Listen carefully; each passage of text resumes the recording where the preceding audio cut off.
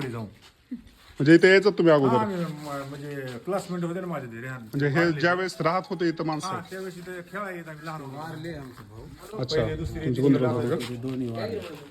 वारले ते. तर मित्रांनो, आतून हा वाडा आपल्याला सेम अशा पद्धतीने दिसतो. छोट्या छोट्या विटांमध्ये बांधलेला एकदम भक्कम पद्धतीचा हा वाडा आज आपल्याला जहागीरमोहा परिसरामध्ये पाहायला मिळतो.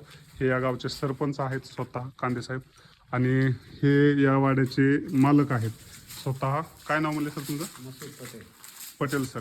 तर डबल मजली वाडा आहे मित्रांनो, आणि पाहिल्याच्या नंतर तुमची खूप जणांची इच्छा असते की सर तुम्ही बाहेरून वाडा दाखवता, आतून वाडा दाखवत नाहीत. तर मित्रांनो, त्याचा प्रॉब्लेम असा आहे, जे स्वतः ओनर आहेत, जर त्यांचा स्वतःचा वाडा असेल तर ते आपल्याला असं वाडा उघडून दाखवतात. पण काही ठिकाणी आपल्याला वाडा उघडून दाखवला जात नाही, कारण की त्यांचे कोणी त्या ठिकाणी अवेलेबल नसतात, जे की ज्यांचा वाडा आहे.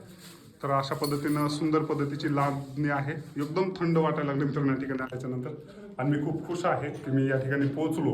आणि एकदम भक्कम परिस्थितीतला हा वाडा आपल्याला आज पाहायला मिळतो, जे की हे जे आपल्याला पटेल साहेब जे दिसले, पटेल साहेबांच्या पंजोबांच्या वडिलांचा वाडा आहे. म्हणजे एवढा जुना वाडा आहे, जे नातं तुम्हाला सांगू शकत नाही मी. त्यांचे ते खापरपंतू आहेत. तर पाठीमागे दाखवले नाही, जायचं आणखी गेलो नाहीत. पाठीमागे दाखव.